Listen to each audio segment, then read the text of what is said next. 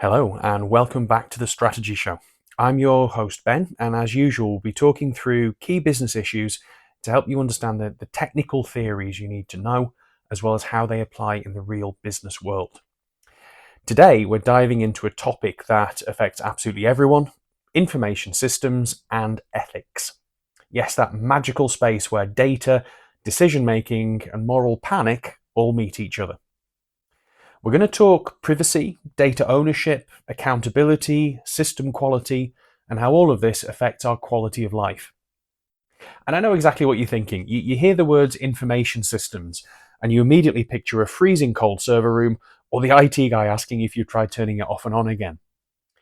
But strategically speaking, that's completely missing the point. When we talk about information systems, we're talking about the invisible nervous system of modern society. The headline here isn't about processing speed or cloud storage or any of that technical jargon. It's about a massive collision that's going on around us every day without us even noticing. On one side, you have the technology, the information systems, and they're accelerating exponentially. They can do things today that were literally science fiction 5 years ago. And on the other side, moving at an absolute snail's pace, you have the law. The tech can do X, Y, and Z before breakfast, and the law hasn't even figured out how to spell X, Y, and Z yet. Which leaves a massive vacuum, the ethics gap. Because if the law doesn't tell you what to do, you have to decide for yourself. And for the people listening to this right now, the strategists, the advisors, the current and future financial professionals, this lands squarely on your desk. You might not be the one writing the code, but you are the one signing off on the risk. You're the moral compass for the business. So our mission today is to map out that ethics gap. We're going to walk through the 5 moral dimensions of the information age. Now, that sounds really academic at first, I know, but it gets incredibly practical. I mean, it's scary, but it's also sort of interesting. We're talking about your money, your reputation, and honestly, a little bit, your sanity. Let's kick this off with our first area, which is privacy and information rights, which is a polite way of saying, how much does the internet know about you? Spoiler, probably everything. Most people have got absolutely no idea what information companies hold on them. You click accept all cookies faster than you click next episode on Netflix. The classic practical example here is the supermarket loyalty card, or really any retail loyalty card. It seems so innocent. I trade a little bit of my shopping data for a discount on a can of beans. But it's not just a transaction. It is, to a greater or lesser degree, a form of surveillance. The supermarket isn't just looking at what you buy. They're building a highly detailed profile of who you are. They can tell if you're sick, if you're getting a divorce, just by analysing the shift in your purchasing patterns over time. There are even cases of them spotting someone's pregnant before they knew about it, based on their purchasing behaviour. And that's where this gets ethically sticky. Because if I'm a business leader, I look at that data and I see customer insight. It's incredibly valuable. It helps me stock the right products at the right time. It helps me advertise products to people when they might be interested in it. So why is that ethically wrong? Well, the answer is it's not inherently wrong to want to understand your customer. The ethical question here is about consent and transparency. It's about that invisible data that you hold on your customers. When your customer swipes that loyalty card or when they browse a random website, do they genuinely understand the depth of the profile that they're having built about them? Or is that understanding buried on page 47 of a user agreement that nobody ever reads? Or, the little cookie pop-ups that we all just blindly click accept on so we can read an article that the websites and the companies that own them use as their legal shield. But legally speaking, when it comes to privacy and information rights, where do we actually stand now? Well, in Europe and the UK, we have GDPR legislation, and many countries around the world have got versions of this, which are often relatively strict. They give you, in many cases, for example, the right to be forgotten, the right to access your data, and the right to object to how it's processed. Which is great as a consumer. You have rights over how your data is held and how it's used by organisations. But, for example, the right to be forgotten, that sounds really poetic, but practically, how does that even work in the age of AI? Let's say an AI model, a large language model, goes out and scrapes the entire internet to learn how to speak and reason. It reads as part of that your personal blog, your tweets, your posts on Facebook, maybe even some leaked data from a data breach you didn't even know you were in. It learns from you. So your data is literally part of its brain now. Now you come along 5 years later and you say, hey, under GDPR, I have my right to be forgotten, delete my data. The company can delete the original text file they hold on you. They can remove your blog post from their active database. But the pattern that the AI learned from reading your blog, that is deep baked into a massive neural network. So you trying to be forgotten is like trying to take the flour out of a cake after you've baked it. So in that case, are your rights actually being protected at that point? Well, possibly not, which is a complete nightmare for compliance officers. Because forgetting somebody's data isn't just about finding a row in an Excel spreadsheet and hitting delete anymore. You're trying to untangle kind of digital neural pathways. Now, clearly, there are no easy solutions to the issue of data privacy and information rights. This is one area where many of the issues are covered by laws that as an organisation you have to follow. But possible other solutions to be aware of, particularly for kind of a lack of user awareness, could include things like radical transparency. So make sure there are clear, simple explanations of what data is being collected and why. Some businesses create user dashboards that allow users to see, download, and request their deletion of their data really easily. And a lot of organizations create what we call privacy by design. So when they build new systems, the default settings minimize the amount of data that is collected. These sort of solutions aren't just good ethics, they can also help build trust, reduce possible legal risks down the line, and also foster long-term customer loyalty. Now, this links us onto the second ethical consideration to do with information systems that we're going to look at today, which is who owns the data on the system. If a company collects data from your loyalty card, is it your data or is it their data? Or is it like some sort of weird shared custody agreement where neither party really wants full responsibility? And AI complicates this even more. Say you post a load of photos and clever comments online. An AI model learns from them. Does that mean you deserve compensation or credit? A handwritten thank you letter from your robot overlords? And actually, what about creative fields? So intellectual property. Traditionally, we had these really solid concepts when it came to the creative fields, copyright, patents, trademarks. But AI, to a degree, is taking a sledgehammer to those concepts. Imagine you go to a text generator and you type in a prompt. You say, write me a song about kittens in the style of Lady Gaga. I don't know why, but let's say you do. And you don't just say Lady Gaga, you give it highly specific instructions. I say make it spoken and sung, sultry, highly rhythmic, sort of like the vibe of Bad Romance. And the AI just spits out lyrics instantly. It's really catchy. Or you go to an image generator and you type, paint me kittens in the style of Banksy, and it generates a black and white stencil of a kitten holding a Molotov cocktail. Now here's the devil's advocate question. Humans do this all the time. Musicians are constantly inspired by other musicians. Painters mimic the old masters to learn. Why is it suddenly theft when a machine does it? That right there is the trillion-dollar legal question of our decade. The difference, according to many critics, is scale and mechanics. When a human student studies Banksy for art, they absorb the concept, they interpret it. But the AI doesn't get inspired. It literally just processes the actual data, the copyrighted songs, the high-res JPEGs of images, to generate a mathematical probability of what a Gaga song sounds like or a Banksy looks like. So without actual copyrighted work sitting in its database, that output can't exist. So arguably, you're using the artist's labour and their work as raw material to create a product that might ultimately compete with them. And if I produce that kitten track and it goes completely viral on social media, that artist may get no royalties at all, even though you couldn't have made it without them. So if I'm a marketing director listening to this and I decide to fire all my human copywriters and graphic designers and I just use AI to generate all my new ad campaigns in the style of famous artists, am I stealing? Well, ethically speaking, a lot of people would say yes, absolutely. But legally, we're in a massive grey zone. The real risk for the listener here is reputational and future legal exposure. If your entire brand aesthetic is built on AI-generated content that blatantly mimics copyrighted work, you're just walking face first into a potential lawsuit once the courts finally catch up, or at the very least a massive PR disaster. It creates this really strange dynamic where we're all just basically training data for the machine. It kind of treats human creativity and skill like a natural resource, like coal just waiting to be mined.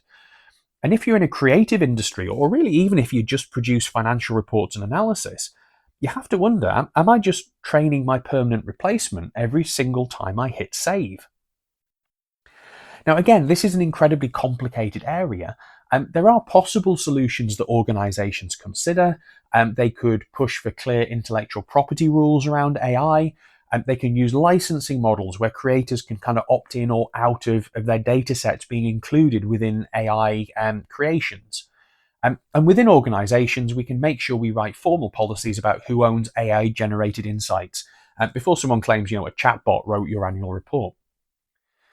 Basically, if you're in business or accounting, at some point, this is going to cross your desk because it's becoming increasingly important in the real world.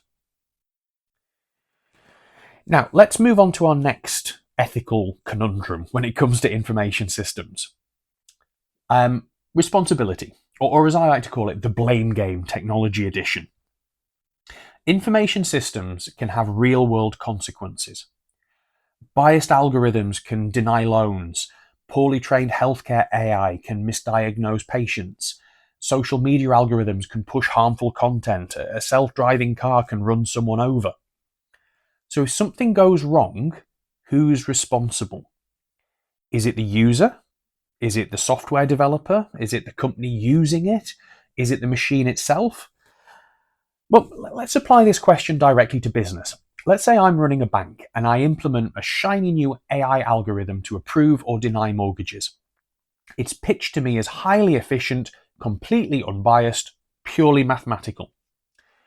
And then say 6 months roll by and suddenly I realize this algorithm has been very systematically denying mortgages to a demographic. So it's accidentally discriminatory because it learned from bad historical training data. Question is, who is responsible for that? Is it the developer who wrote the core code 3 years ago at a tech company?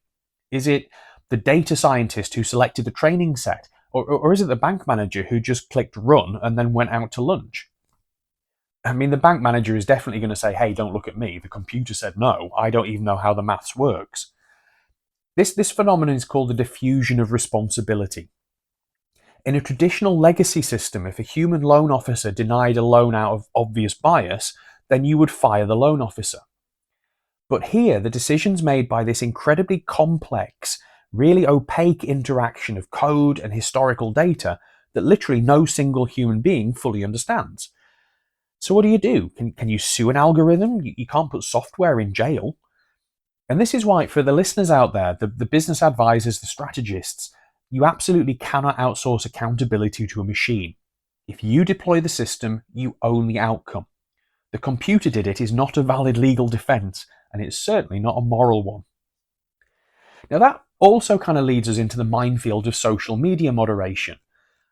If a platform's algorithm starts heavily promoting really toxic content or trolls because it drives engagement, the platform often throws their hands up and says, well, we're just a pipeline, we're not the publisher. But they're the ones constantly tuning that algorithm.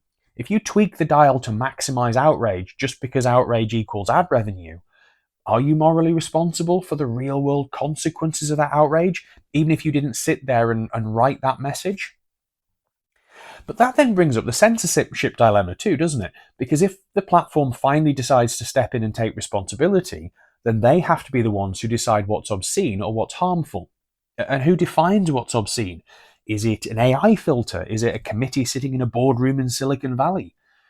If you take responsibility, you also take massive power. So it's a very sharp, double-edged sword. So what's the solution to this ethical issue?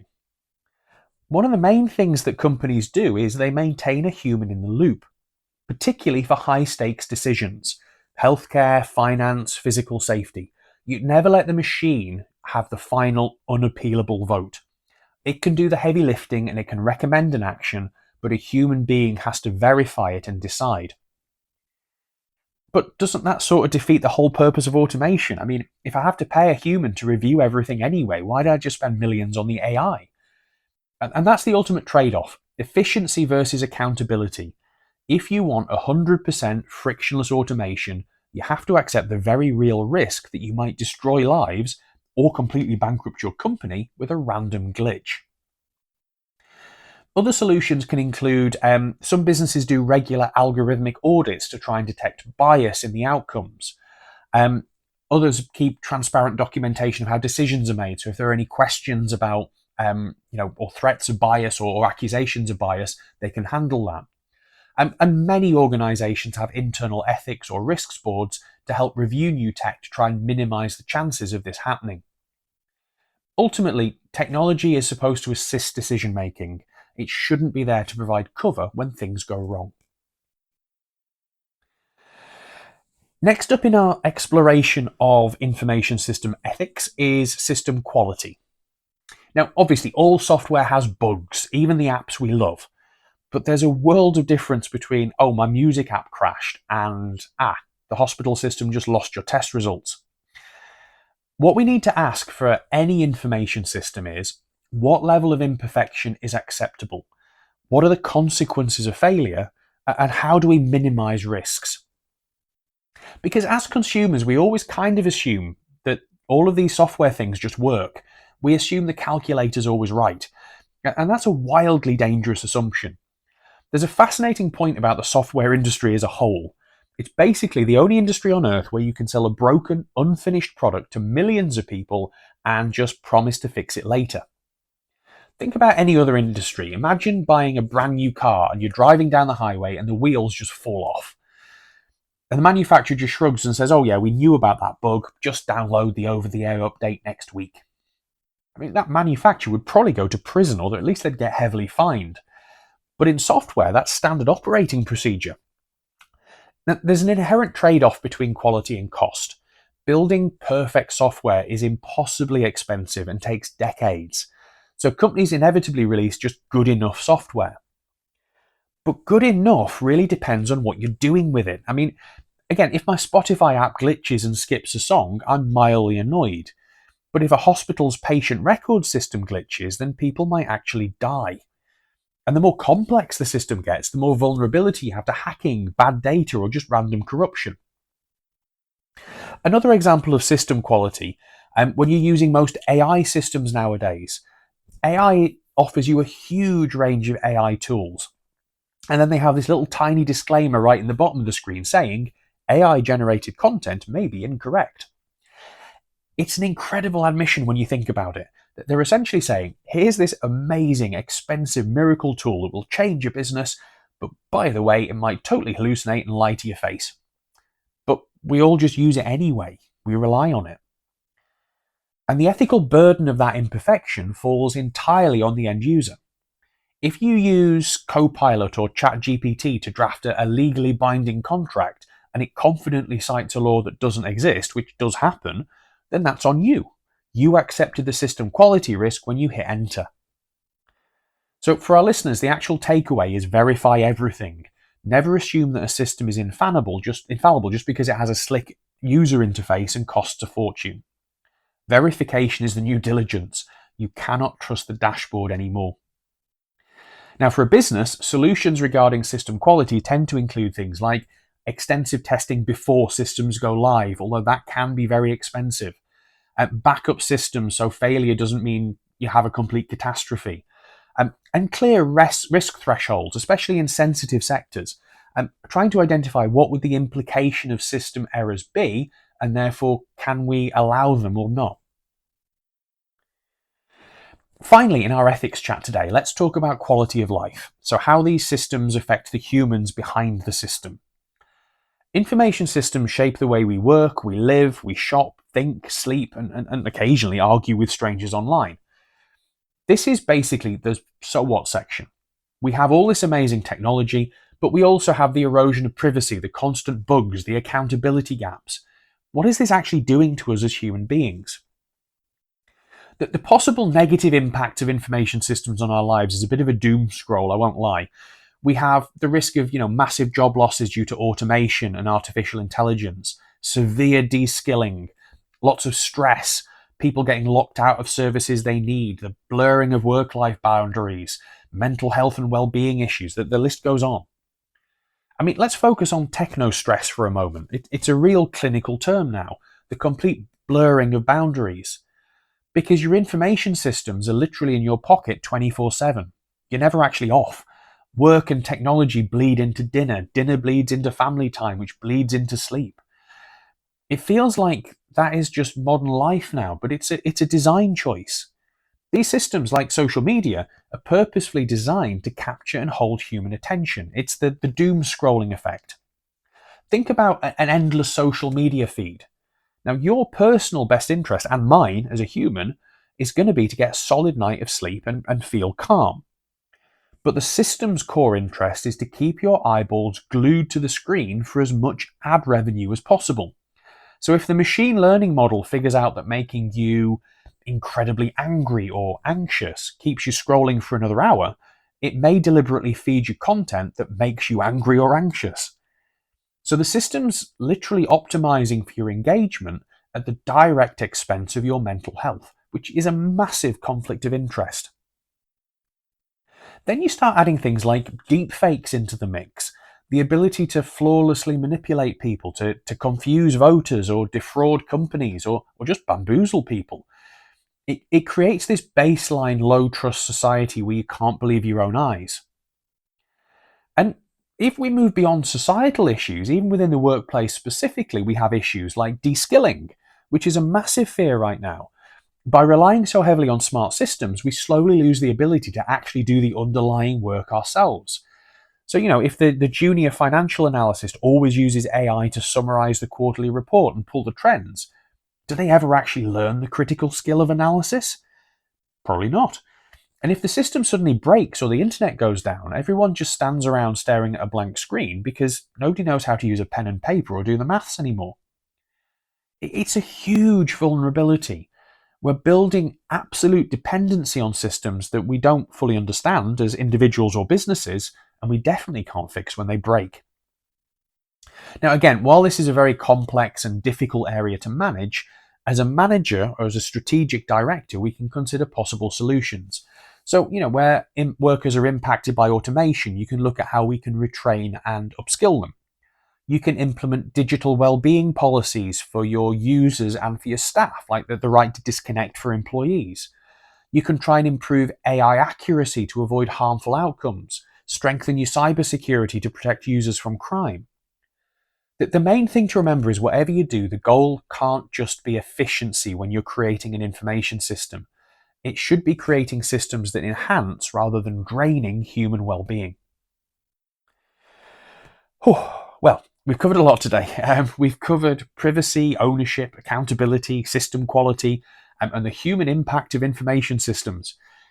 Now, as future accountants or finance pros or business leaders, you may not be building these systems that we've looked at today yourself, but you will be helping to decide whether they should be adopted, how they're used, and how to responsibly manage the risks that they create. Technology moves fast, the law moves slowly, and that means ethics becomes the bridge. Technology can be amazing. In today's show, we've steered towards the risky and murky areas of information systems and the problems they can cause. But of course, done correctly, they can save us money, they can save us time, they can inspire us, they can make life better, they can improve communication, they can aid learning, they can be miraculous. But to get that benefit, they have to be designed with our stakeholders and wider society in mind so we can minimize the dangers and the drawbacks to them. So the next time somebody asks, what can this system do? Hopefully you can confidently say, well, let's also talk about what it should do. Thanks for listening. Feel free to follow this channel for more podcasts on key business strategy areas, and I hope to see you next time.